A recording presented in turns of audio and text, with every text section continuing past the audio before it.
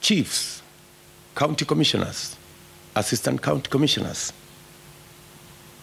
are being forced with threats and blackmail of loss of their jobs if they don't become Azimio operatives. Welcome to the program, to everybody. This is the last show before the election. It's been, what, 4.5 years? 4.5 years. Yeah, okay. 29. I actually thought you were going to say this is the last show under this administration. Oh, okay. Well, that is true as well. That is absolutely true. And what an administration it has been. You know, the acrimony between the president and his deputy continues, and it culminated tonight in those harsh words we've just heard from the deputy president making some, you know, rather serious claims. Gachuri now saying, you know, I think he was taking it from the campaign trail and making more serious in a press conference, right, where he made some rather serious allegations against members of the national government. Absolutely. And just a short while ago, you were with the principal secretary in the Ministry of Interior and Coordination of National Government, because quite a number of those allegations that have been made center on Harambee House, center on the operations of Harambee House. And you see, the national security agencies are a key player in this election. Key player in the sense that IEBC does not have its own police officers. They have to be drawn from the National Police Service Commission. Others have to be drawn even from the National Youth Service, have to be drawn from the Kenya Wildlife Service, from the Kenya Forest Service, and even from the national prisons. So those officers are part of what you call the security apparatus. And so when you hear the Deputy President talk about their involvement in this election, not so much the security agencies, but the provincial administration. I mean, even no part of this country does not have an assistant chief. Yep. So that provincial administration, that system of government, percolates right to the very ground in this country. There is not a single place that the government does not have its pulse insofar as what's happening on a daily basis. So when an allegation is made that that very central system of government is being used for politics, then you have to sit and listen. But Yvonne, the more things change, the more they remain the same. In 2017, the same claims were being made by Raila Odinga then under the National Super Alliance, NASA. He held a series of press conferences at Capitol Hill. I covered a number of them, raising similar issues. The provincial administration is being used. And you remember even the chiefs and the assistant chiefs were a pertinent part of the campaigns in 2017, just like they are currently. So I would put it this way. Where you sit determines where you stand. The more things change, the more they remain the same. Yeah, and just before we get to you, Jamila, Deputy President did refer to this. Let's listen to him talking about when the chiefs were used in 2017. But of course, you know, something interesting he then said about two wrongs and a right. Two wrongs never add up to a right. Assuming even what they are saying is true. It is wrong. Whether it was done before or whether it was not done before, it is still wrong. So I want to ask. Yvonne, it's just something that Gachuri said about the more things change, the more they remain the same, considering the fact that in 2017, the then NASA leader, Raila Odinga, made the same complaints about just before the elections. And I was reading an article where in 2013 also, he was also complaining about the same thing. At the time, he even mentioned the electoral body, saying, of course, he's confident of a win, but, you know, there's this and this that is going against him, you know, and he's worried about the outcome of the poll based on kuonewa that he was feeling at the time. And something the Deputy President said very interesting, is like, if it was done before or not, it's not important. But, you know, this is our election cycle, in my opinion, in terms of where one stands. Yeah, depends on which side of the divide you're on. When he was in government, the Deputy President did not have to face this. In fact, I remember there was a rally sometime in March 2017 where he had accompanied the President, and they were launching roads. I think it was in Kisii. And Raila was called the biggest complainer he was the biggest complainer and he needs to provide solutions at the time. And him and the president were the ones who were saying that. But that was then. And because now the president is now accusing him of all those other things, Yvonne. But then we need to remember that this has happened before. Where the allegations go beyond this, I don't know, but you heard what the PS said, that we meet chiefs all the time, we meet them in public, and we give press briefings afterwards. We have nothing to hide. But those are the exact same things which was said before in 2017 and 2013, that mkutano ni wa kawaida. And I keep remembering, I'm sure Linus will give us a history of the importance of the chiefs and assistant chiefs and provincial administration, even during the Moi era. Hao ndio walikuwa watu wa kusema. Hao ndio walikuwa watu wanaelewa kila kitu inaendelea. So he's the past notwithstanding also Yvonne, but I think what he has said really needs to be looked into and not just brush him off as kusema tu kwa sababu pengine of where he stands now. Yeah, and I just do want us to listen to him saying, you know, so he said even if this happened and you know, and he had the right that it didn't, two wrongs don't make a right, but then he went on to reiterate what happened or didn't happen in 2017. Let's listen.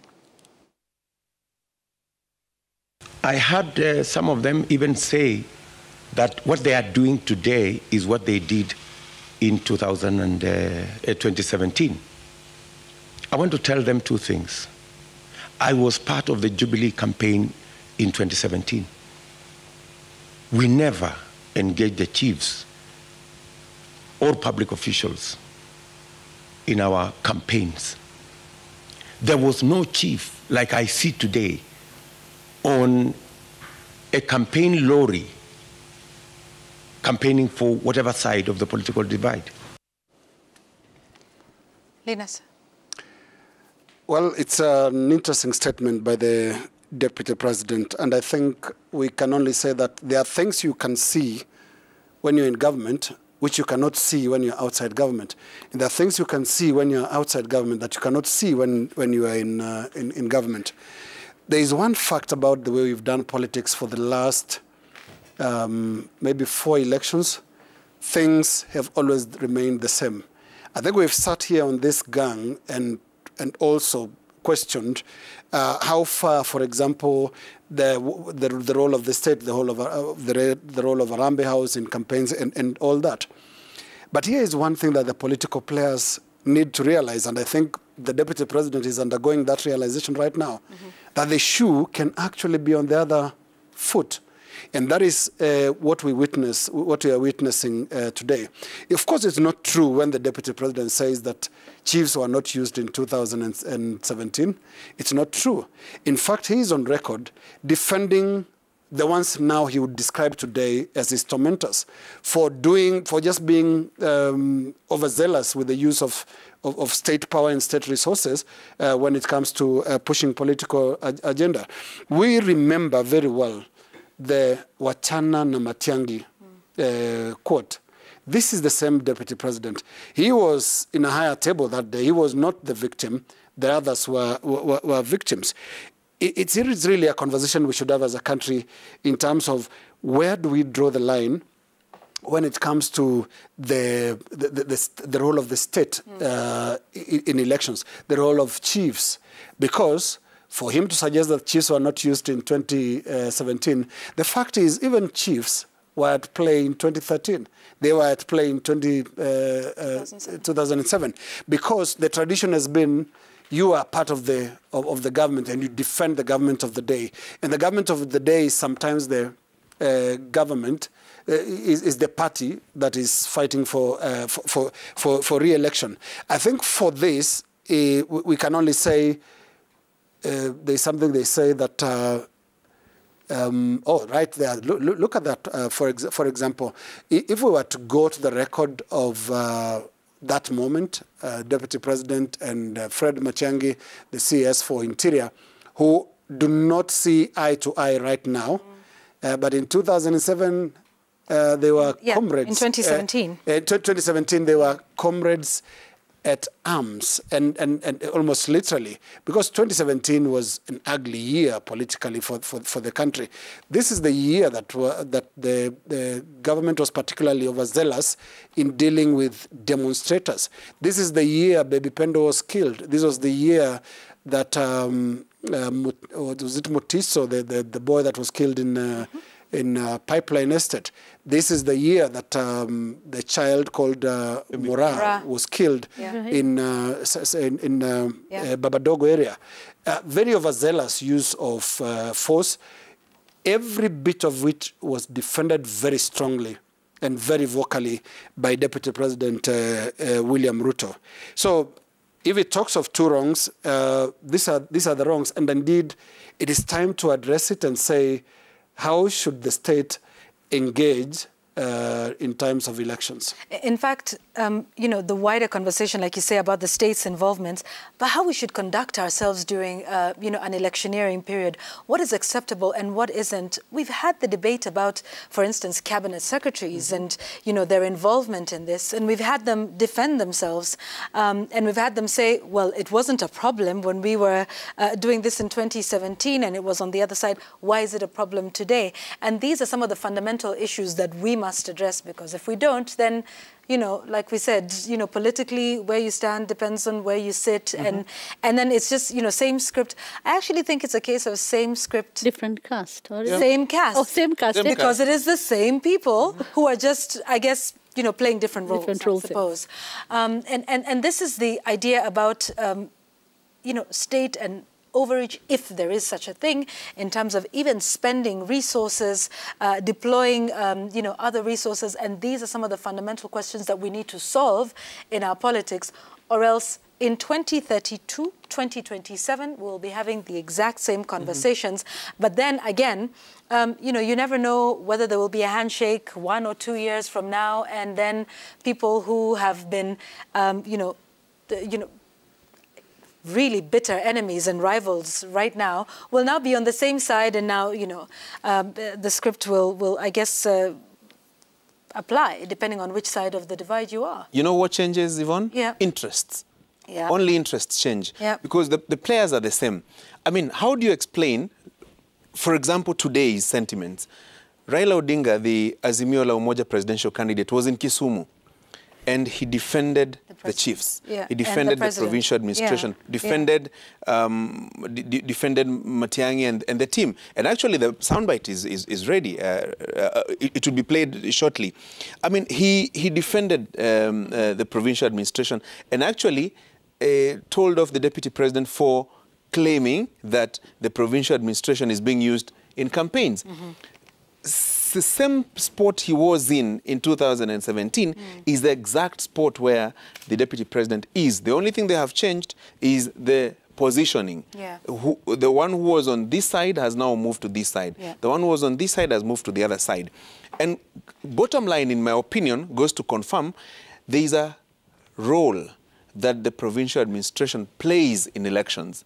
That is now a confirmation, because if it was a complaint in 2013, it was in 2017, it is now in 2022. Yeah. Regardless of the complainant, the fact is it's a constant in those three elections: 2013, 2017, and now 2022. The role of the provincial administration. So now it's to decide what that role should be and what it shouldn't be. Absolutely. But put it this way. An election ordinarily should be an opportunity for Kenyans to go there and elect the next batch of leaders for 5 years. It should be a simple, straightforward matter.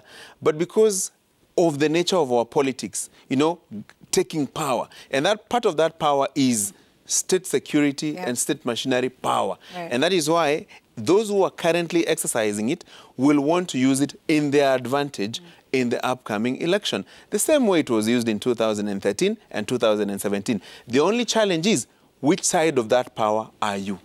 Are you in the power or are you outside the power? James Orengo said the government does what? Eats its own. It eats its own, yeah, it does. and you talk about them being used in 2013, 2017 and now, but I think the history of our country, Linas, will tell us about it, what chiefs and provincial administrations actually meant for the government, especially under the late President Moi, in terms of their importance and what role they played in almost every aspect of people's lives, right down to the village. And the not village elders, where I come from, they're called Liguru. Those people will arbitrate literally everything, including the neighbor who stole your chicken, or you know, the dog that strayed into your compound and, you know, stole a few chicken. But they were extremely important. No, because they're the symbols of authority. They wear the crown. And remember, the crown originates from the king. And the chief, traditionally, whether you're talking of the historic colonial times and immediately after independence, you know, you go to every village, you see the signpost of a chief's office, assistant chief, let's say assistant chief. It'll start with a big office of the president. Yes. Yes. Yeah, Yes. Office of the president. Complete with the hat, no? Yeah, that's... No, actually the signpost outside. The signpost will and tell then you. the chief himself wearing the hat that just says... Yes, because they are symbols of authority. Yeah. But I think there's something unfair going around, which is to accuse them of interfering with the elections. What they have is influence. They are mobilizers. They are the people that are in every level of our government structures. And we are a country that is seemingly undecided on what to do with that structure. We've sat here and called it provincial administration. It actually changed to the National Government Administration Officers, NGAO. They call themselves NGAO, after the 2010 constitution. But we still have them because it's a debate that is yet to conclude whether we actually transition and say, you do not want that structure as a part of government. And the argument has always been, if you remove that structure, then what are you telling the national government? How will the national government function? You'll actually have taken away the backbone of the national government, which is why politicians fear and know the role of the chief, because they can be mobilizers. They are agents of government. In terms of information flow right now, when the PS, Yvonne, that you spoke to earlier, if he wants to find out what's happening in my village, it's just a phone call, and he'll get, and then he'll move to Banana. Actually, I think that'll be physical. It's just here, but to all the way to the northeastern. You know, it's a very powerful tool, and politicians crave it. Trust me, those politicians complaining right now, if they had the levers of it, they'll not be complaining. They'll be using it exactly the same way it's been applied. But I want us to get to the